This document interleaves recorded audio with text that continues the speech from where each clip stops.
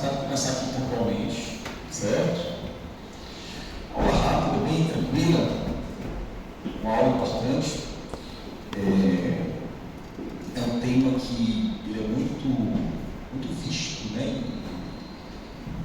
Em situações de emergência, vocês vão se deparar muito com obstrução intestinal, tá?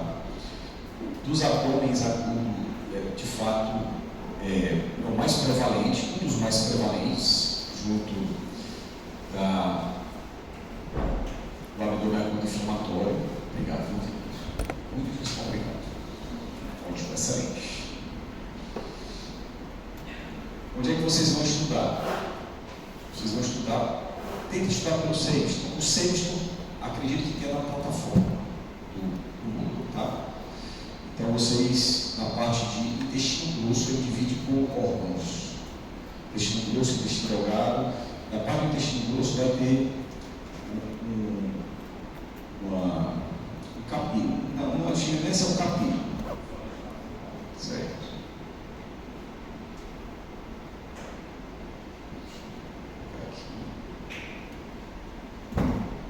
Beleza, valeu.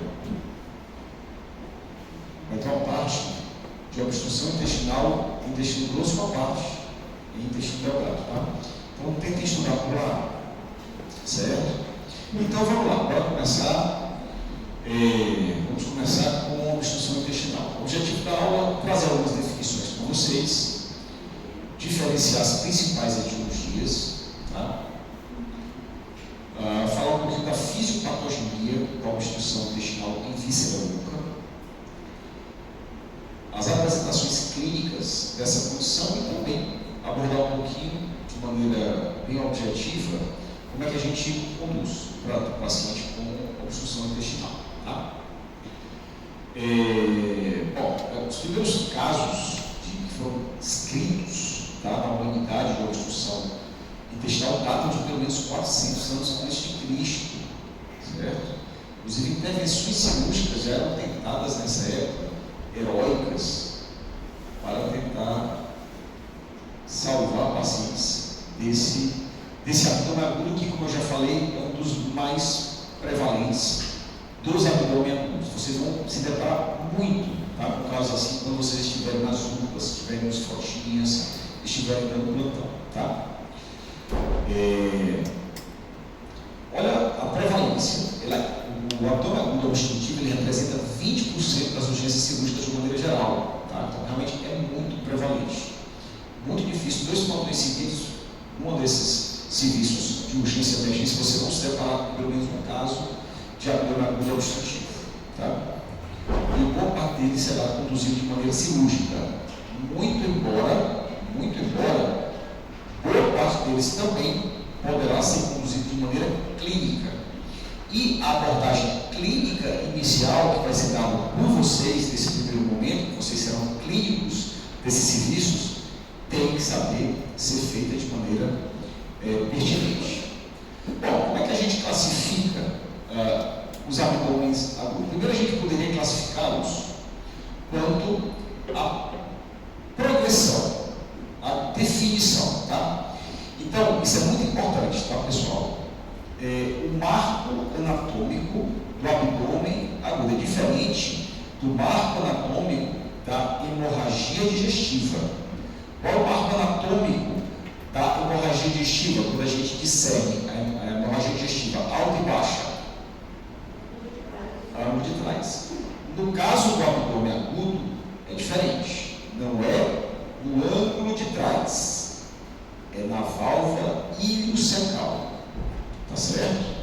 Portanto, toda obstrução amontante à válvula iliocecal, ou seja, toda obstrução que acomete intestino delgado é obstrução alta. Toda obstrução ajusante à válvula iliocecal, portanto, acometendo o intestino grosso, é obstrução baixa. Então, significa dizer que a obstrução baixa é a obstrução do colo, reto e do ânus. Tá? Alta, amontante. Ok?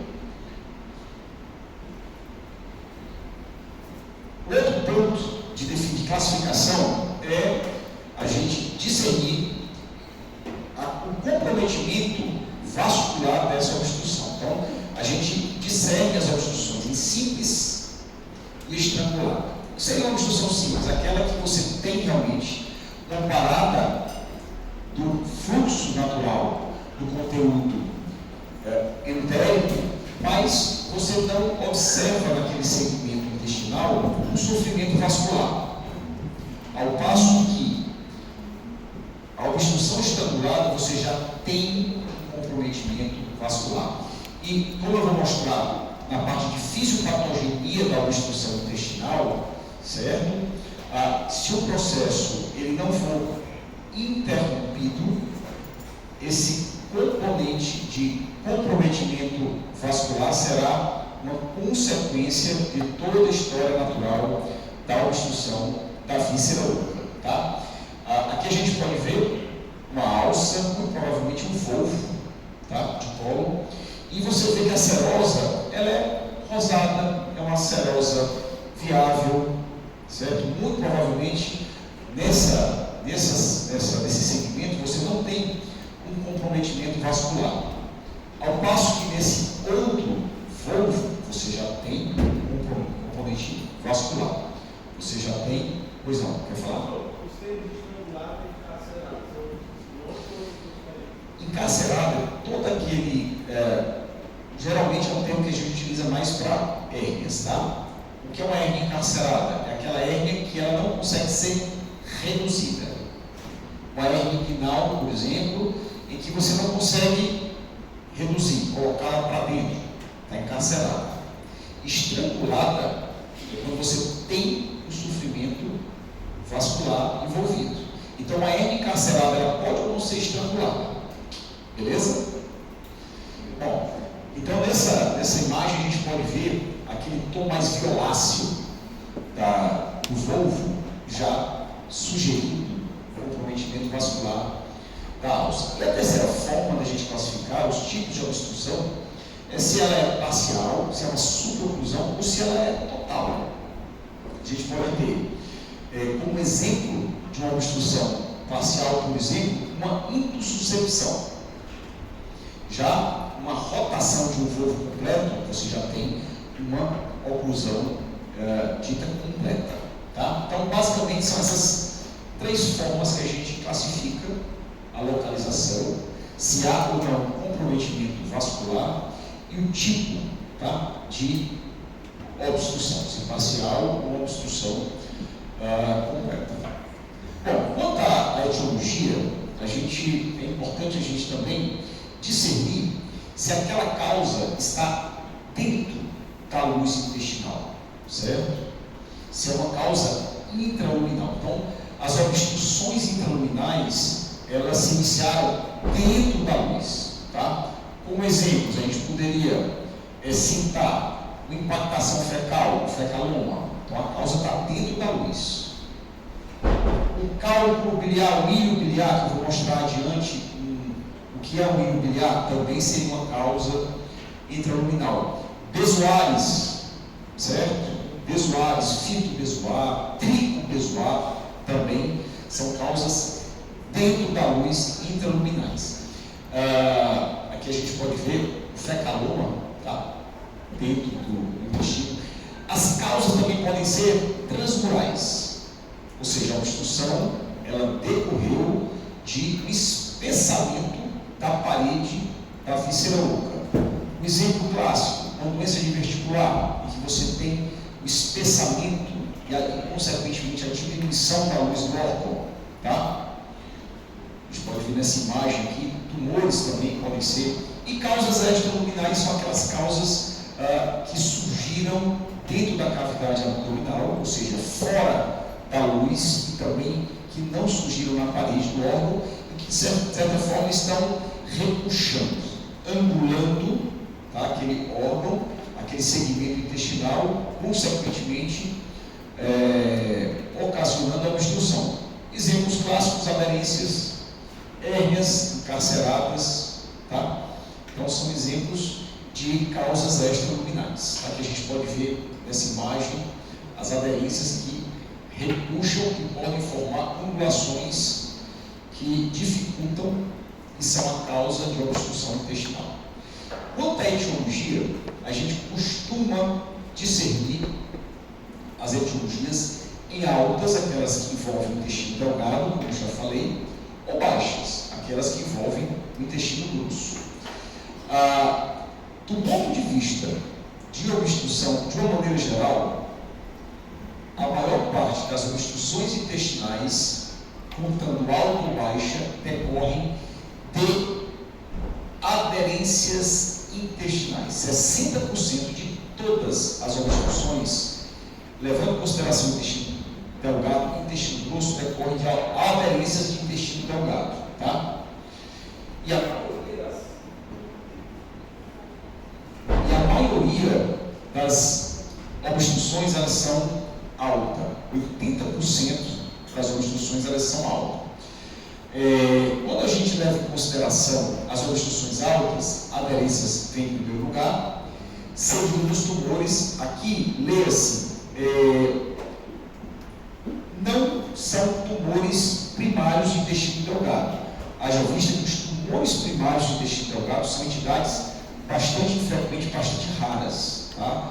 Os tumores de intestino delgado eles representam apenas 3% dos tumores do trato gastrodigestivo. Muito provavelmente, quando ele fala em tumor maligno, muito provavelmente é um tumor de ovário, um tumor de estômago, que de certa forma fez com que uma alça aderisse, repuxasse e não deixa de ser uma aderência, né? Tá? Então, geralmente, quando se cogita tumores malignos, não é tumor primário, e sim tumores dentro da cavidade intestinal que repuxam ou angulam algum segmento intestinal. Em terceiro lugar, as hérnias. Tá? Quando a gente leva em consideração as causas baixas, obstruções envolvendo o intestino grosso, no mundo ocidental, o câncer coloretal é a principal causa. No mundo, em alguns países do Oriente, como Rússia, Europa Oriental, etc., o volvo é a primeira causa. São países que estão localizados no cinturão do volvo. Tá? Então, isso, do ponto de vista epidemiológico, isso é importante. De uma maneira geral, a doença diverticular também tem um papel importante como causa de obstrução intestinal, sendo a segunda causa nos Estados Unidos. Tá? O volvo, abre-se um parêntese, ele é mais infrequente nos Estados Unidos. Por outro lado, nessas áreas e regiões é a principal causa de obstrução intestinal. Portanto, se vocês virem um paciente com frotinha, na UPA, com quadro de oclusão intestinal distendido, vocês podem apostar que grande parte daquela obstrução vai ser decorrente de obstruções do intestino delgado, muitas delas de aderência. Tá? E como a gente discerne isso? A gente vai ver um pouquinho mais na frente. Aqui alguns exemplos, tá? De aderência. Aqui é o que eu quis exemplificar para vocês. Aqui não é um tumor primário do intestino delgado, mas aqui o paciente que já tem uma carcinomatose peritoneal. É exatamente essa carcinomatose peritoneal que vai aderir a algumas alças, vai angulá-las, promovendo a obstrução alta. Tá? Aqui uma hérnia carcerada, também promovendo o quadro de obstrução. Aqui uma doença diverticular, uma fase tardia da doença diverticular, a parede do colo sigmoide, na maioria das vezes, ele espessa, diminuindo, portanto, a luz intraintestinal, podendo ocasionar o quadro de obstrução. E aqui uma neoplasia coloretal também sendo causa de uma obstrução, e aqui o volvo, né? O volvo, na verdade, não chega a ser um volvo, né? É uma aderência, tá? Intestinal. E aqui uma visão endoscópica, colonoscópica de doença vestibular, como você realmente tem essa diminuição da luz do órgão. Tá certo? O hilo biliar de obstrução, quando você tem um quadro inflamatório, tá? Ocasionado por uma colecistite, que fez com que houvesse uma fístula com a alça do intestino delgado. A partir do momento dessa fístula, o cálculo migra o intestino delgado, dependendo do diâmetro desse cálculo, ele vai impactar na válvula ileocecal, ocasionando uma obstrução alta. Aqui uma imagem de um hilo biliar sendo removido. Às vezes parece história da carochinha, né? Ah, isso não existe, não. Existe. Então, o hilo biliar sendo removido do intestino delgado desse paciente. Tá? Ok? Bom, eu abro parênteses para o volvo, que é uma condição que a gente vê muito, inclusive em determinadas áreas e regiões do nosso país, além do Centro-Oeste, Goiás, muito decorrente da doença de Chagas, que a gente vai ver na segunda parte dessa nossa aula, tá? E aqui mesmo no Nordeste a gente costuma ver, é uma causa importante de abdômen agudo obstrutivo, tá? A gente define volvo como aquela torção do intestino sobre o seu próprio eixo.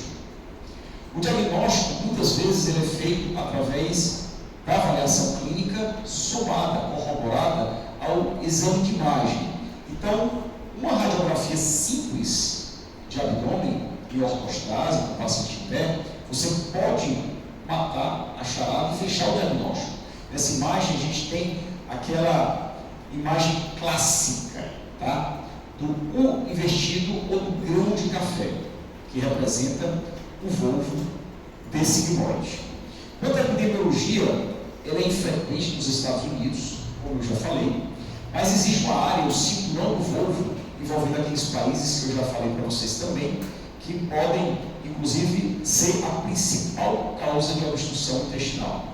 Quanto à anatomia, na grande maioria das vezes, ela acomete o sigmoide, mas outros segmentos intestinais também podem estar acometidos.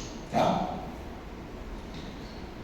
Fatores associados. O envelhecimento, então é muito comum aquele senhorzinho que chega com quadro de obstrução intestinal, aí você vai fazer uma constipação severa, crônica, você vai fazer aquela colonoscopia, colo imenso, você não consegue chegar no final, ou faz aquele exame de anemia opaco, aquele colo enorme, ou chega já com quadro de semioclusão, você faz a radiografia e aí você sugere o volvo, tá? Então o envelhecimento é uma das principais causas da formação do volvo.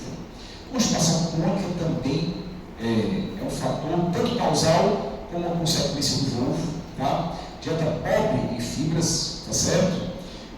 Condições neuropsiquiátricas, alguns medicamentos psicóticos, então esses são os principais fatores associados à formação do volvo. E o tratamento, inicialmente, você vai tentar uma descompressão endoscópica. Então você vai fazer um exame de colonoscopia, tá certo? E com aquela insuflação do ar, você vai tentar desfazer essa dobra. Tá? É a principal, é a primeira conduta que você vai fazer diante de um volvo sigmoide. Tá? Você não conseguindo, isso aqui é a imagem que você tem endoscópica da torção. Então você, evidentemente, tem que ser um endoscopista muito habilidoso, que tenha realmente muita expertise para evitar risco de perfuração. Então ele, de uma maneira assim, delicada, porém firme, ele vai insuflar essa área para tentar desfazer a dobra do segmento intestinal. Tá? Então essa é a imagem que o endoscopista, que o colonoscopista tem durante o procedimento em que ele sugere o volvo. Tá? E o tratamento é cirúrgico, naqueles casos em que você realmente tenha uma refratariedade, você não consiga desfazer através de colonoscopia, aí você vai realmente abordar esse paciente cirurgicamente. A gente vê um paciente que tem um dólico megacolo. Quando a gente chama de dólico, é o aumento do comprimento da alça, o mega do diâmetro. Tá? Então, geralmente, os volvos do colo sigmoide são dólico-megacolos, então, tanto é aumentado o seu comprimento, como também no diâmetro, tá certo? E aí tem que ser desfeito aquele volvo e, oportunamente, removido aquele segmento resultante. De nada adianta você desfazer, colocar novamente o intestino dentro da cavidade abdominal para ele refazer. Então, já que você abordou cirurgicamente, você já resolve o problema da doença do dólico megacolo. Pois não, querido. Alzheimer, né? Demência, certo? Opioides, né, de uma maneira geral, medicações neurolépticas, né? Pois não. Exatamente. Pois é, geralmente, o que acontece? A endoscopia, você vai tirar ele da urgência, entendeu? Muito provavelmente esse paciente que tira da urgência um quadro de oclusão, semi-oclusão, por conta do Volvo, que você desfaz, que ele estabiliza, muito provavelmente ele vai refazer. Então esse paciente será sim um candidato à cirurgia. Tá certo? Então o papel da endoscopia é tirar o Volvo da urgência. Vale ressaltar que a endoscopia ela será indicada para aquele paciente que tem uma estabilidade hemodinâmica. Então, o paciente que suspeita de Volvo, que já tem uma instabilidade hemodinâmica, o que nos sugere que ele já tenha um sofrimento vascular relacionado àquele quadro de torção, esse paciente imediatamente ele é um candidato à intervenção cirúrgica. É contraindicado você fazer colonoscopia ou tentar desfazer, porque a chance de você perfurar é alta. E outro também, se você tiver um estigma colonoscópio de algum grau de sofrimento, ou seja, você vê aquela mucosa intestinal mais azulada, tá? Mais isquêmica, ok? Mais cianótica, também é o momento de você parar e partir para a cirurgia. Beleza? Isso aqui seria a fisiopatologia. Na realidade, o ponto é isso, que a fisiopatologia para toda obstrução, pessoal, de qualquer víscera oca.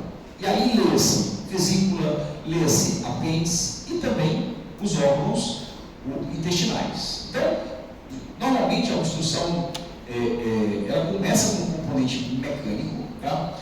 A partir daí vai haver uma fase dentro das primeiras 24, 48 horas em que você vai ter um aumento daquela peristalse. É como se o organismo ele tentasse aumentar a peristalse para tentar transpor aquele obstáculo mecânico. Então, nessa fase que você vai ter ruídos de luta, né, aqueles ruídos metálicos. E, em alguns casos, como a peristalse ela é exacerbada de maneira pan, ou seja, envolvendo todos os segmentos intestinais, tudo aquilo que está ajusante, ou seja, à frente da obstrução, podem se refletir como uma diarreia, uma diarreia paradoxal. Então, por que paradoxal? Porque o paciente ele está obstruído, ele está abrindo um quadro de obstrução e, paradoxalmente, ele está com diarreia. Isso acontece bem mais em pacientes que têm uma obstrução alta de intestino delgado. Tá? Então, a aderência está lá, obstruiu, todo o trato digestório vai aumentar a peristalse e o que estava ali no colo vai ser eliminado como uma forma de diarreia. Você, poxa, o camarada está com diarreia, como é que ele está obstruído? Né? Principalmente na obstrução alta, que você não tem tanta distensão intestinal. Então, às vezes você pode ter fator confundidor etiológico. Tá? Depois dessa fase, dessas primeiras 24, 48 horas, o intestino ele cansa. Então, aquela peristalse aumentada, ele cansa. Né? Não consegue ultrapassar a barreira mecânica, ele acaba entrando em fadiga. E aí, nesse caso, você vai ter o edema e um acúmulo, consequentemente, de gás e uma distensão abdominal. Esse acúmulo de gás ele vai se fazer tanto pelo gás que foi, digamos assim, absorvido, tá? pelo paciente, como também originário de uma proliferação, de uma hiperproliferação bacteriana. Tá? A partir daí, o que vai acontecer? Então, esse paciente ele vai ter muito acúmulo de líquido, tá? vai haver um transudado desse líquido para dentro tanto da luz e também dentro do intestino. Tá? Nessa fase, você vai ter o paciente desidratado, hipovolímico, tá? E se vômitos, ele pode inclusive evoluir para uma alcalose metabólica. Paralelo a isso tudo, você vai ter também um aumento dessa flora bacteriana, tá? Principalmente Klebsiella e Escherichia coli, com redução do retorno venoso devido ao aumento da pressão intraluminal, e a consequência de todo esse processo será a redução do fluxo sanguíneo, ocasionando isquemia, necrose, gangrena e perfuração. Isso vale para todo órgão que seja víscera oca, tá? Quer seja o apêndice, quer seja a vesícula biliar, certo? E também o intestino, de uma maneira geral. Bom, é muito importante, muitas vezes vocês não vão, digamos assim, ter acesso nas URAs, nos frotinhas, a métodos propedêuticos, diagnósticos de imagem mais sofisticados, como a tomografia, por exemplo. E você também não vai estar transferindo todo o paciente. Então, é pertinente e prudente você, de maneira clínica, já ter uma ideia, tá? De qual segmento intestinal você tem a obstrução. Isso pode ser feito, sim, através de parâmetros clínicos, inclusive radiográficos simples. Então, alguns sintomas, eles podem ser característicos ou da obstrução alta ou da obstrução baixa. Por exemplo, dor abdominal cólica, tá? Aquela dor paroxística, que ela acomete, aquela dor forte, passa um tempo, bem efêmera, e ela passa, e você passa momentos sem dor, e aí ela volta, aquela cólica. Isso aqui geralmente está relacionado à obstrução alta, tá? Na baixa seria uma dor mais contínua, tá? Distensão abdominal, nas fases iniciais da obstrução alta, a obstrução que envolve o intestino delgado, você pode até ter ausência de distensão. E quando você soma onde a ré paradoxal, você confunde o diagnóstico no primeiro momento, tá? Já na obstrução baixa, que é a obstrução decorrente do intestino grosso, você desde o início já vai ter um quadro de distensão importante. Náusea, vômitos vai estar mais presente na obstrução alta. Vômitos fecaloides na obstrução baixa de intestino grosso, desde o início vão estar presentes, porém, nas obstruções altas, no primeiro momento, que vai preponderar, são vômitos de aspecto biliosos, aquele vômito esverdeado, você passa a sonda, parece uma abacatada, né? Bem grosso, né? Aquele vômito verde, tá? E, evidentemente, diante daquela fisiopatogenia que foi explicada, vai haver um momento em que vai haver uma colonização dessa estase, desse líquido entérico, que está lá estático na luz intestinal. Aquilo ali vai haver uma proliferação bacteriana e ele vai passar a se tornar fecaloide, tá? A parada de eliminação de flatos e fezes é mais presente desde o início nas obstruções baixas envolvendo o intestino grosso. E diarreia paroxística, aquela que eu já expliquei, vai estar mais presente nos pacientes com obstrução alta, tá? Bom, é importante também, além dessa avaliação semiológica ser feita de maneira parcimoniosa e bem criteriosa, o exame físico também será importante nessa avaliação do paciente com obstrução intestinal. Então, geralmente é um paciente que vai se apresentar desidratado, vai estar taquicárdico, vai estar bem distendido, tá? Importante você ter aquela perspicácia, aquela atenção e lembrar de procurar hérnias nesse paciente. Às vezes, um paciente mais obeso, uma mulher obesa, nunca esquecer das hérnias femorais, que é uma causa importante de obstrução, e ela é muito discreta, e quanto mais obeso esse paciente, mais difícil, normalmente, palpar todo o abdômen, procurar alguma área cicatricial, abdominal, pesquisar as regiões inguinais de maneira ativa, tá certo? Procurar essas cicatrizes cirúrgicas. O peristaltismo, como eu falei para vocês, no primeiro momento ele vai estar aumentado nas primeiras 24, 48 horas, naquela fase que há aquela luta a tentar sobrepor a obstrução mecânica, e depois ele vai ficar realmente inaudível, tá certo? Vai depender do estágio. Massas palpáveis abdominais, então, às vezes há comprometimento intraluminal, tumor de colo, sigmoide, obstrutivo, você palpa aquela massa, então, palpar o abdômen, certo? Dor abdominal, geralmente esse paciente ele não costuma ter uma irritação peritoneal, uma peritonite, ele tem um peritonismo, aquela dor, você palpa, mas não tem aquela dor, a descompressão clássica de envolvimento somático, um componente álgico, de inflamação parietal, certo? Então você tem aquela dor difusa, tá? Mas você não tem aquela dor de irritação. Dor de irritação peritoneal, aí você já suspeita de um quadro de obstrução já complicado, um comprometimento.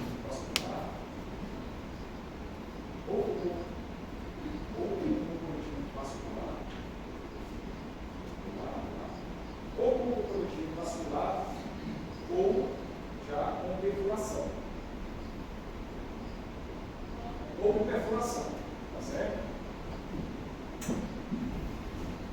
Muito importante essa avaliação também,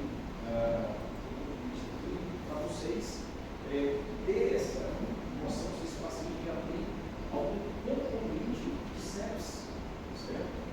Então, avaliar a família, se esse paciente já tem CIS, tem sepsis, tá? Às vezes, o diagnóstico de sepsis ele pode ser feito através de dois achados do exame clínico, né? Alteração da componente cognitivo, certo? Rebaixamento sensório, e às vezes uma incognição que já pode, diante do quadro sugestivo de sepsis, até fechar o diagnóstico de sepsis, tá certo? E o toque retal. 10% dos tumores coloretais eles podem ser tocáveis. Então, não esquecer. Outra coisa que é importante, tem fezes na porra, tem gás na porra, tá?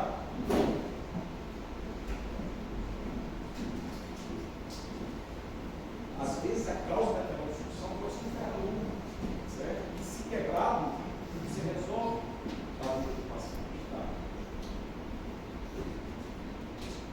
Bom, quando é que você vai suspeitar daquela obstrução que está complicada do ponto de vista de comprometimento vascular, tá? Bom, geralmente obstruções de alça fechada, quanto mais fechado, maiores riscos de comprometimento vascular, tá? Diferentemente de uma insuficiência, a gente pode ver uma área realmente cianótica, né? Digamos, isquêmica de um pouco. Pacientes que tenham alguma alteração do ponto de vista metabólico, tá?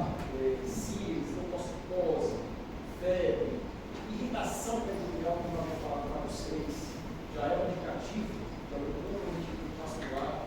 E um dado bem específico, um dado radiográfico, que é visto na tomografia, é a presença de gás na parede de gás na parede intestinal. Então essa presença de gás, ela chamada de pneumatose intestinal, já é um indício de que aquela área segmentar pode estar já com sofrimento vascular. Ok? Bom, os exames complementares, todo paciente que tenha ou que potencialmente possa evoluir com sepsis, pedir todo aquele protocolo que é tão batido nas nossas tutorias, tá? Hemograma, PCR, pede um caso, enfim, pede eletrólitos, é muito importante também pedir, tá? Função renal, ok? Lactato, mulheres, toda situação de urgência que seja pré-operatória, sempre, pessoal, sempre. Mulher em idade fértil, sempre peça um beta-HCG, tá? Ok? E você pode dar um diagnóstico anatômico, não é um diagnóstico etiológico. Você pode sim juntar todos aqueles dados clínicos que a gente já conversou com os achados de uma radiografia. Então, nessa imagem a gente pode ver aquele padrão de moedas empilhadas, tá? Aquele nível hidroaéreo, padrão de escada típica da obstrução alta. Ao passo que você tem aquela disposição mais cefálica, como se fosse uma moldura, tá? Mais periférica, com obstruções também com níveis hidroaéreos, caracterizando uma obstrução baixa envolvendo o colo. Tá? Você pode realmente, através dessas condições clínico-radiológicas, sugerir a área, a altura dessa obstrução intestinal. Bom, quando a gente fala de diagnóstico etiológico, aí de fato, quem vai nos dar o exame gold standard será a tomografia. Então, você tendo acesso a uma tomografia, vai te facilitar, porque já vai sugerir a causa dessa obstrução intestinal. Então, tem uma sensibilidade de 90% para se definir, de fato, o exame padrão ouro, tá? Causas extrínsecas, né, podem ser aventadas, obstrução alta que a gente está vendo, os níveis hidroaéreos, todo o intestino delgado, né, sendo estático, parado, né, no seu lugar. E as enteróclises, que são aqueles exames radiografados com contraste, eles são menos utilizados, tá? Mas tem lá no centro. Bom, no que tange ao Wolf, a radiografia simples, tá? Ela te dá o diagnóstico, certo? Imagem do invertido. E os exames de enteróclise, com o enema opaco, com duplo contraste, pode ver aquela imagem do bico de pássaro. O exame que também não é tão utilizado, embora tenha lá no sexto, tá? Bom, com relação ao tratamento, pessoal, o tratamento inicial, que é o que vocês deverão sempre, tá? Sempre estarem atentos, certo? Primeiro, é um paciente que vai chegar muito desidratado. Então, fazer uma reposição volêmica agressiva com cristalóide, sempre, pessoal. Esse paciente desidratado pode estar fazendo uma pré-renal, sempre sondar para você aferir a diurese desse paciente, o débito urinário. De preferência, um acesso venoso central, é um paciente potencialmente grave, potencialmente vai para a cirurgia, é um paciente que você pode, de repente, instalar um PVC desse paciente, você precisa do acesso central, é um paciente potencialmente séptico, e você potencialmente vai começar uma droga vasoativa, então, se der, tentar funcionar o acesso venoso central. Sempre antibióticos de amplo espectro, tá? Paciente chegou com quadro suspeito de oclusão intestinal, já começa antibiótico de amplo espectro por conta da translocação bacteriana. E o mais importante, isso aqui vocês não podem esquecer, passar uma sonda nasogástrica em aspiração nesse paciente. Então vocês estão lá na Santinha, estão lá na UPA, o paciente chegou com suspeita de obstrução intestinal, pessoal, passar uma sonda nasogástrica. Isso aqui muitas vezes é terapêutico, tira o paciente da cirurgia. E não raro a gente se depara com pacientes, como era da Santa Casa, que é da Aparecer, estava lá o paciente, um dia semi-ocorrido, sem nenhuma sonda, né? Então, é uma coisa simples e que resolve. Bom, pois não. Sim, claro, com certeza. Com certeza. Bom, para vocês terem uma ideia da, digamos assim, da eficiência do tratamento conservador, você pode, em até 60% das vezes, resolver o problema através dessas medidas clínicas, sem precisar de uma cirurgia. E a cirurgia, evidentemente, vai estar indicada naqueles pacientes que foram refratários ao tratamento conservador inicialmente. E quais são as cirurgias? As cirurgias serão direcionadas. Elas serão direcionadas para a causa. Se for uma brida de aderência, você vai lisar essas bridas e essas aderências, tá? Se for uma hérnia, você vai reduzir aquela hérnia. Tumores malignos, eles serão removidos, serão ressecados. Doença de Crohn, você faz uma estricturoplastia, que é um procedimento em que você faz uma secção, tá, daquela área fibrótica da doença de Crohn. Enterites actínicas decorrentes de radioterapia, você vai ressecar aquele órgão. Diverticulite, você também vai ressecar aquele órgão. Tá? Tumores de cólon e tumores de reto baixo, você também vai ressecar aquele órgão acometido. Então, você vai direcionar a cirurgia para aquele comprometimento anatômico, certo? Bom, o papel da laparoscopia ele é limitado porque você vai ter realmente muita distensão. Então você muitas vezes não tem acesso à cavidade, você não consegue, é tanta distensão que você não consegue fazer um pneu, né, adequado, você não consegue ter campo para operar. Então, em casos excepcionais, certo?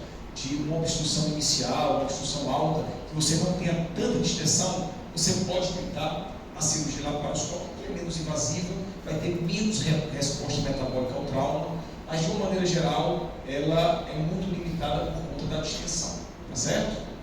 Bom, para a gente concluir, vamos falar um pouquinho de megacolon chagásico, certo? Megacolon chagásico a gente vai descrever os fatores etiológicos, abordar algumas opções terapêuticas dessa condição. Então, saber que a doença de Chagas, pessoal, é uma doença sistêmica, tá? Então, tanto o coração, quanto o intestino, quanto o esôfago, elas podem estar acometidas pela doença de Chagas. E tem um dado, inclusive histórico, interessante, que Carlos Chagas, que foi um camarada que estudou tanto o agente etiológico, o transmissor e as manifestações clínicas, é uma coisa quase que inédita. Poucos cientistas se dedicaram tanto à doença quanto Carlos Chagas, tá certo? Então ele estudou todas as fases da doença, propriamente dito. Então a doença que ela é endêmica em países da América Latina, tá? No Brasil, especificamente na região centro-oeste, é tão endêmico lá que eu recordo um colega que fez residência lá, um colega meu, que fez em Goiânia, tá? Ele é cearense, mas fez residência em Goiânia. Disse, rapaz, a gente tinha um ambulatório só para atender paciente com megacolon chagazo, né? Uma coisa que a gente costuma ver aqui muito no Ceará, embora tenha também a sua prevalência. Mas lá era um ambulatório, lá em Goiânia, só para atender paciente com megacolon chagazo. Então a espécie deles é muito grande, tá? Então no Brasil, nas regiões centrais, como eu falei, Mato Grosso, Goiânia, e alguns casos distribuídos no Nordeste, até mesmo ali no Norte-Nordeste, no Norte de São Paulo. Ok? Bom, geralmente é uma doença que acomete mais a população rural, que vai estar mais exposta, certo? Ao barbeiro, aquelas casas de pau a pique, cada vez mais a gente encontra, mas ainda encontra. Então, pessoas com nível realmente social mais baixo, homens são mais acometidos, tá? Na terceira, quinta década, e 50% das pessoas infectadas podem apresentar alguns sintomas relacionados à doença de Chagas. Seu agente etiológico, o protozoário, o Trypanosoma cruzi, e seu vetor é um triatomídeo, que é um inseto que, a depender da localização regional, geográfica, você pode ter várias designações, como barbeiro, chupão, bicudo, aqui se chama muito de bicudo aqui no Ceará, tá? Outras formas de contaminação, transfusão sanguínea, placentária, leite materno, você também pode adquirir a doença de Chagas. E o ciclo da doença de Chagas se inicia após a picada, e o paciente ele tem aquela automatização de coçar aquela área picada, tá? No resíduo aqui do triatomídeo, ele vai infectar a corrente sanguínea, vai haver toda a proliferação do protozoário e, consequentemente, aquele paciente infestado, ele vai contaminar outros mamíferos. É interessante também saber que existe essa cadeia de mamíferos que pode estar cometido com doença de Chagas, tá? Quanto à fisiopatogenia, Corbelli, em 56, ele definiu que o processo fisiopatológico da doença de Chagas está na depressão dos plexos mioentérios, sobretudo os plexos de Auerbach. Você pode ter até uma redução de 90% dessa população neuronal. Então, a fisiopatogenia seria mais ou menos assim: você tem aquela distribuição neuronal que vai levar a uma desnervação do plexo mioentérico, com perda do peristaltismo, a hipertrofia da musculatura, a atonia e, consequentemente, a dilatação do órgão. Tá? Então, você pode ter alterações da motilidade quando até 50% das células são destruídas com infestação do parasita. Tá? Geralmente, as áreas mais afetadas são as regiões distais do reto e do colo sigmoide. Existe uma aganglionose congênita, que é aquela que você já nasce com ela, que é a chamada doença de Hirschsprung. Essa doença aqui, a criança, desde a sua fase mais precoce, já manifesta sintomas de constipação severa. Quando ela já entra naquela fase da adolescência, você já tem até inclusive estigmas anatômicos de megacolo. Tá? Aqui a gente pode ver imagem, né, de um tórico megacolo. Então, a doença de Chagas, você pode ter assim, tamanhos impressionantes do intestino. Tem até a imagem que teve uma época que faz tempo antes da pandemia, rodou bastante com megacolo, foi operado com urgência. Aí pegaram a coitada da técnica, que era pequenininha de enfermagem, deitaram a coitada, botaram o intestino quase que dando uma volta em cima dessa técnica de enfermagem. Então, você pode realmente se surpreender com os tamanhos dos megacolos. Tá? Bom, o quadro clínico é aquela constipação progressiva, aquele paciente começa com constipação refratária, nada melhora, começa uma dieta rica em fibras, água, bom, nada melhora, e aí você aplica os critérios de Roma, né? O paciente começa a fazer laxantes, toda classe de laxante, nada melhora, realmente refratária, o paciente passa a ter dor, distensão abdominal, náusea, vômitos, estase fecal. Geralmente em estágios mais avançados da doença de Chagas, você vê aquele paciente consumido, né, com aumento da curvatura abdominal. O paciente pode ter halitose, inapetência, astenia. Outras manifestações clínicas, por ser uma doença sistêmica, ela pode estar cometendo o megaesôfago, o paciente ter sintomas de disfagia, regurgitação, ou até cardiomegalia, quando ela acomete o coração. Tá? Então, aqui o quadro de cardiomegalia, e aqui edema, né, mostrando uma dilatação esofágica. As complicações: formação de fecalanda mais frequente, o volvo de sigmoide, que pode ser uma urgência, obstrução intestinal e até perfuração. Tá? Aqui nessa imagem de ressonância a gente vê um amplo fecaloma aqui na cavidade pélvica e o volvo, como a gente já havia falado. Bom, o diagnóstico, ele é epidemiológico. Você tentar aferir se aquele paciente ele veio de uma zona endêmica. Tá? No exame físico, como é importante no toque retal, você vai, se o paciente tiver o fecaloma, você vai tocá-lo.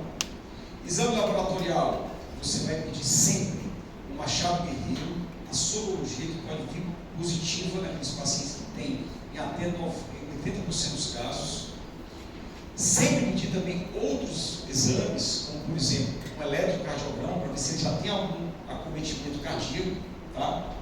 E também uma manometria anorretal. Esse exame é um exame proctológico em que a gente mede a presença ou não daquele plexo mioentérico.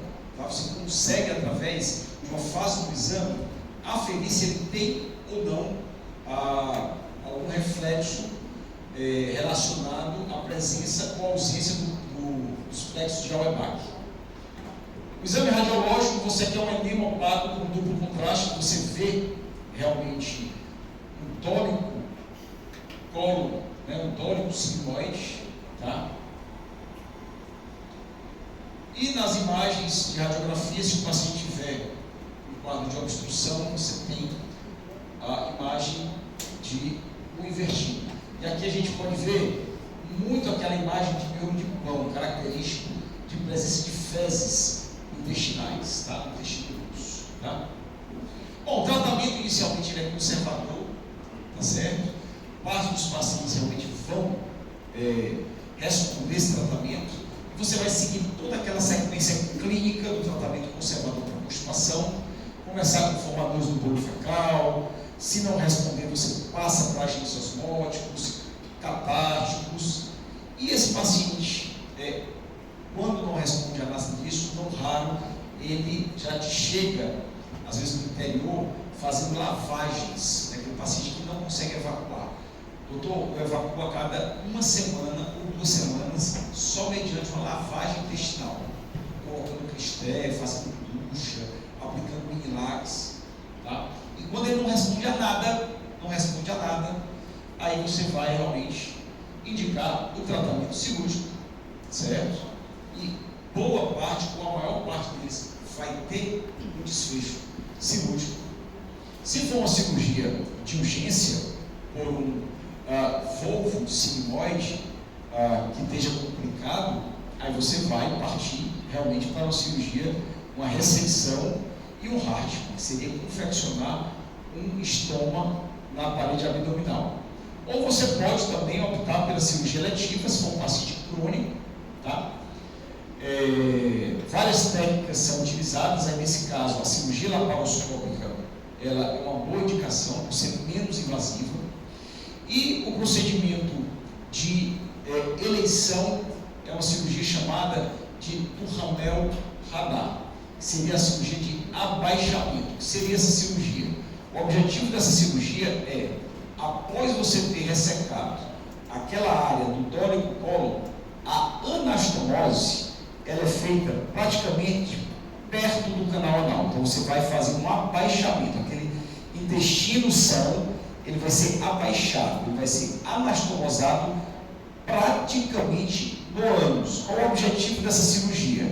É aquele colo abaixado não ter contato com o reto que já tem a depressão do plexo bioentérico.